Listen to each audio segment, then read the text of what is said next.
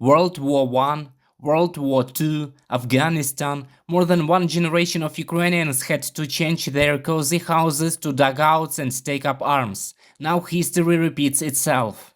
My family, I am the third generation of men to take part in hostilities. My grandfather, who is unfortunately no longer alive, was drafted in 1943 and served until the Allied victory during World War II. My father served in Afghanistan from 1983 to 1985. He was also a conscript. In February 2022, when it was time to defend the country from the enemy, however, he did not doubt his decision even for a moment, and it wasn't just about the succession of generations. Together with his father, he joined the territorial defense forces of the capital. A few days before the start of the invasion, I was invited to the theater on Podil to watch an amazing performance called Forever Alive, a story about a young man who decides to defend his country. I think that this performance is absolutely amazing in every sense, and it probably coincided with the fact that it touched me so much. The man did not regret his decision. Buzziness makes him calmer, says Georgi, and notes that knowing he is protecting his family and country makes him better.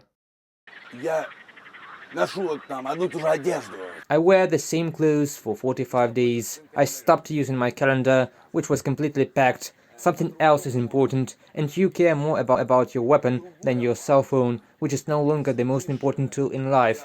You call your family more often, much more often. However, he often calls his grandmother too. She waited for her husband from the front of World War II and tried to forget the monstrous years of that war. But a new one came to their house. My grandmother, who is still alive, turned 93 yesterday, and now she lives through the second occupation in her life. The first was during World War II, and now the village of Sinkove, Kharkiv region, is occupied by Russian troops. The Russian army is dropping air bombs on peaceful Ukrainian cities, while Kremlin propaganda is shouting loudly about the great victory over Nazism in 1945. Andrei Vasilyevich is from Svyato-Hirsk, Donetsk region. The town was affected by the fire of the Russian occupiers. The man remembers the events of 1941-1945. During the war, when we were called up, I already worked on a steam locomotive, went as a stoker, and in the Voronezh region, and when there was the Kursk bug, the guys of my year of birth had to be called up in 1944, but in 1943 we were already taken to the trenches. Belgorod, Kursk, that's where I was. It is still difficult for a man to believe what is happening in his city and country, because in the fight against German fascism he stood shoulder to shoulder with the grandfathers of those who came to kill Ukrainians today. Ukrainians, Russians, Belarusians were all friendly nations. We were in the same army. 88-year-old Lydia Romanivna not only remembers but also sees the air raids again. The apartment of her neighbor burned out after the occupiers shelled one of the residential areas of Svyato-Hirsk. I thought, if it kills me, then hell with it.